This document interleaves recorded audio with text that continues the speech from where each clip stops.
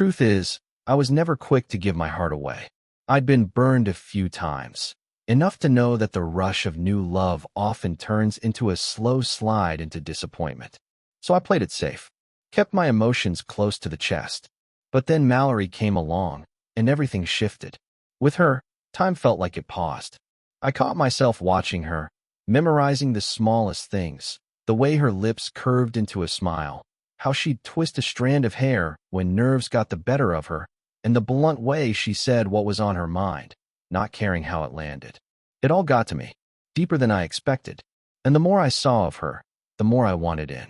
See, with other women, I'd held back. But with Mallory, I was all in, before I even realized it. I didn't come on strong, I just started doing little things. Sent her a text in the middle of the day, just to say I was thinking about her. No reason, no agenda. Just her. One afternoon, I showed up at her door with a worn copy of a book she said she loved back in high school. Another time, I surprised her at work with a basket full of her favorite snacks and drinks. Nothing fancy, just things I knew she liked. Folks around us were stunned that I never asked for anything in return. But I wasn't doing it to score points. I did it because I meant it. Because I saw something in her worth fighting for. Even when she had off days and seemed distant, I stayed. She'd say she was tired of life in general, and I'd sit beside her, take her hand, and stay quiet until that silence turned into comfort. At first, Mallory didn't know what to make of it. She'd been through some rough stuff. Promises that never held up, love that never felt steady. So she tried not to expect anything. But I guess over time, my actions started doing the talking. She got sick once. Real sick. Couldn't even get out of bed. I was supposed to be somewhere important, but I didn't go. I stayed with her. 3 days. Didn't leave her side. When she finally asked why, I just said, "You come first." That hit her hard. No one had ever done that for her. No flowers, no grand speech when I asked her to be mine. I just looked her in the eyes and said, "If you let me stay, I promise I'll make you feel safe. And if I ever mess that up, I'll keep trying until I get it right." She cried, and then she said yes. From that moment, everything changed. We bought a little house, nothing big, but filled it with dreams. Painted the walls together, laughed when we screwed up the colors. Every smudge became a memory. The wedding wasn't huge, just close friends, family, people who actually mattered. I couldn't stop smiling. When I said my vows, I promised her I'd stick by her even when love got quiet, even when things got tough. That I'd fight for her every day, so she'd never feel alone again. Our first baby came a year later. I was the dad who'd be up at 3 a.m., bottle in one hand, humming lullabies even though I couldn't carry a tune. I held the baby so Mallory could sleep, even if I'd had a long day myself. I didn't split chores like it was a negotiation. I did them because this was our life. We were building it together. 2 years later, we had our second daughter. And for a while, everything felt complete. We took photos, had backyard picnics, made cakes from scratch just to celebrate a Tuesday. I took pictures of everything, like I was trying to bottle up the joy before it slipped away.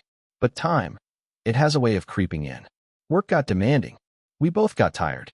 And the little things, the laughs, the shared looks, started to fade.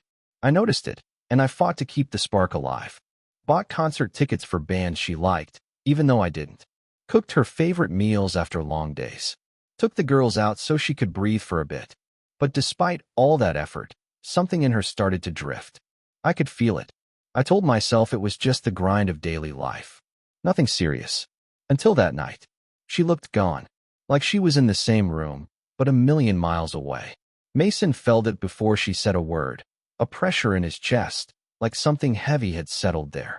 He watched her sit down slowly, clutching a pillow like it was the only thing keeping her grounded. She drew in a few deep breaths, her eyes not quite meeting his, and then she spoke. Just a handful of words. "I got involved with someone else." That was it. Short, simple, but it blew their whole world apart. She tried to soften it, said it didn't mean anything, that it was a moment of weakness, that she'd felt trapped, smothered, overwhelmed. But none of that mattered. Not to Mason.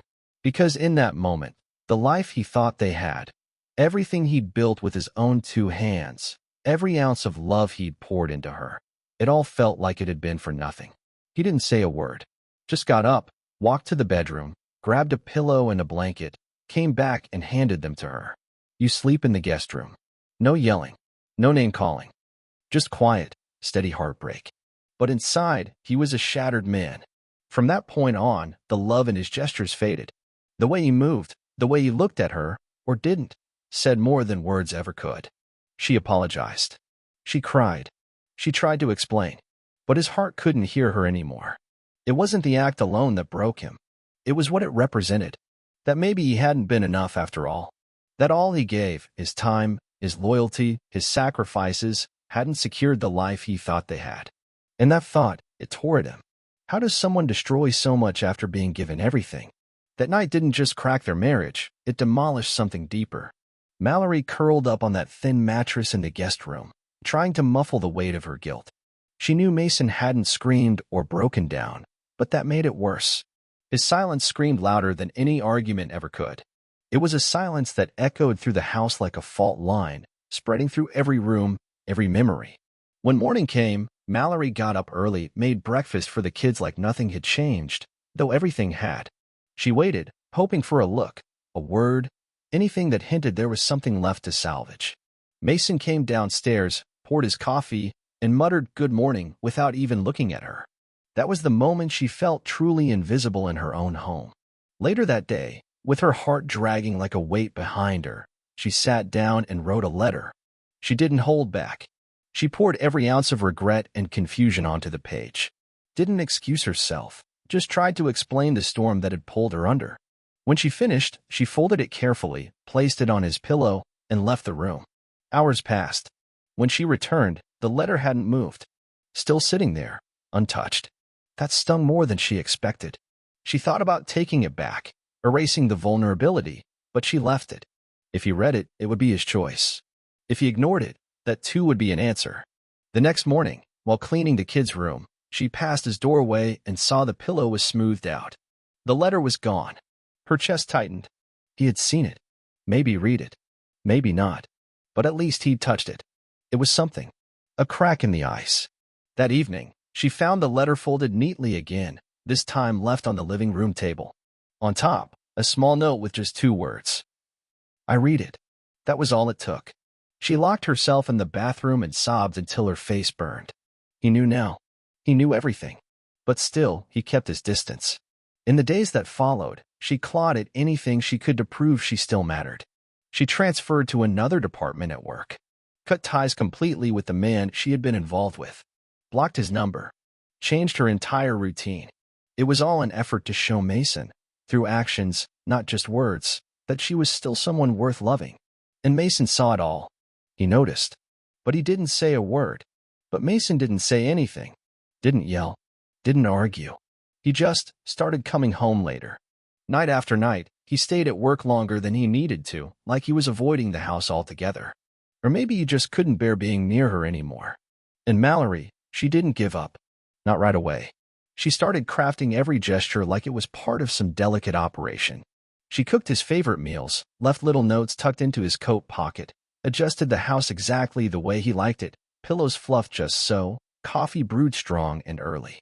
His responses were clipped. An okay here, a nod there. Sometimes just a sigh followed by a change of subject. It was like living with someone who had already walked out emotionally but hadn't bothered to pack a bag. What broke her wasn't the cold shoulder. It was how he still showed up for the kids like nothing had changed. He laughed with them, carried them on his back, kissed their foreheads at night. But when he passed Mallory in the hallway, it was like she wasn't even there. No eye contact. No warmth. No recognition. Just empty space where love used to live. She felt like a ghost in her own home. Breathing, moving, hurting, but invisible. Eventually, she suggested they try therapy. He agreed, but not because he wanted to heal anything. He just said, I'm doing this for the kids. And that was that. At their first session, Mallory laid it all bare. She talked about how she had felt long before the affair, how the daily grind had slowly worn her down, how she felt like she'd disappeared inside her own life. She admitted she was wrong, that in her loneliness, she went looking for a feeling she couldn't even define, that she hated herself for it. The therapist listened quietly. Mason did too. But when she finished, he simply said, that doesn't change what you did. It landed like a judge's gavel. Final. Unforgiving. They drove home in silence. She stared out the window, feeling like she'd been sentenced to a lifetime of regret. He kept his hands on the wheel, his eyes on the road, never once glancing her way. Still, she tried. Kept trying. One evening, she planned something special. Dug out old photos, put on a playlist of songs that used to mean something to them, even baked his favorite cake. She lit candles, hoping maybe the flicker of memory would spark something real. Mason walked in, looked at the table, and said, "I'm not hungry." Then he turned and went upstairs, shutting the door behind him. Mallory blew out the candles, one by one, packed away the untouched cake. Then she sat on the couch in the dark and stayed there until morning, wondering if there was still anything worth saving. And in her heart, even through the ache, the answer was still yes. But things only got colder. Every attempt she made to reach him was met with resistance. Hugs were dodged. Conversations were clipped to a sentence, maybe two. Any attempt at warmth was met with cold indifference. It became clear he wasn't just angry. He was leaving her emotionally, piece by piece. That letter she wrote, the one she poured her heart into, used to feel like the start of something new. Now, it was just a painful reminder that he had already started saying goodbye long ago. And Mallory, she was finally beginning to understand something hard. This wasn't a fight she could win alone. So she began living differently. Leaving earlier in the morning, coming home later. Dropping the kids off with their grandparents some weekends, hoping space might let him miss her. Might open something. But all it did was widen the silence between them. And that silence, it was no longer vague or empty. It had a shape now. A weight. A story. It lived in their house like a shadow, whispering that love had packed up and left, and Mason had followed. After months of trying to patch up a home that was already crumbling, Mallory made one last play. She brought up a trip. Hawaii. Their honeymoon spot. Maybe, just maybe, going back would bring something back to life. She braced for him to shut it down. But instead, he just nodded and said, "We can look at flights." No excitement. No opinion. No spark. She understood right then. He wasn't going because he wanted to. He was going because he felt he should. Still, she gave it her all. Arranged for his parents to watch the kids. Booked the same hotel they'd stayed at years ago. Chose the same tours. Even packed the dress she'd worn the night they first said, "I love you." When they arrived, Mason was polite. Not cold. Not cruel. Just polite. And that, somehow, was the saddest thing of all. He picked up their luggage at the curb, thanked her with a nod, and turned toward the ocean like he was just checking the weather, not reliving the place they once called paradise. On the way to the hotel, she tried to break the silence, made small talk about the flight, the view, the kids. Mason gave her half responses. A few words. A quiet yeah. A shrug. That first night, Haley saw it for what it was. He was there in body, but not in spirit. They went through the motions, visited the same beaches, took photos in front of the same landmarks, smiled when strangers offered to take their picture. But when the camera clicked, there was no warmth between them. Mason followed the schedule she'd made, showed up to everything, but his presence was distant, like he was just fulfilling an obligation. Still, Haley didn't give up. She booked a sunset cruise, the same one they took years ago when everything between them felt new and full of promise. They sat close, just like back then. She talked about the kids, how fast they were growing, the funny things they'd said lately. Mason nodded, said something polite, then turned back to the horizon. She leaned her shoulder against his. He didn't flinch, didn't move away, but he also didn't lean back.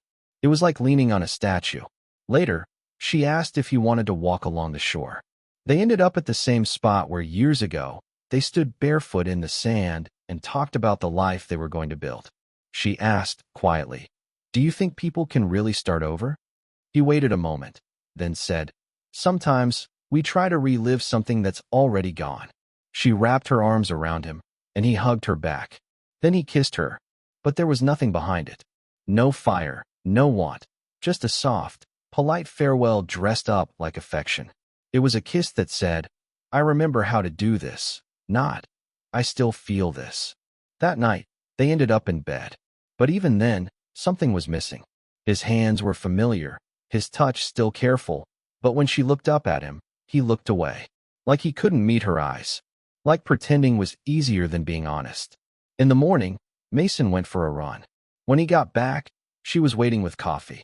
They sat on the balcony, sipping quietly as the sun came up. He didn't mention the night before, just drained his cup and went inside for a shower. The rest of the day was a repeat: tourist stops, polite smiles, no real conversation. That final night, Haley tried one more time. She ordered his favorite takeout, lit candles, played the song from their wedding. When he walked in, he looked around and said, "You've always been good at setting these things up." They ate dinner and chatted about surface-level things, movies, work, the weather.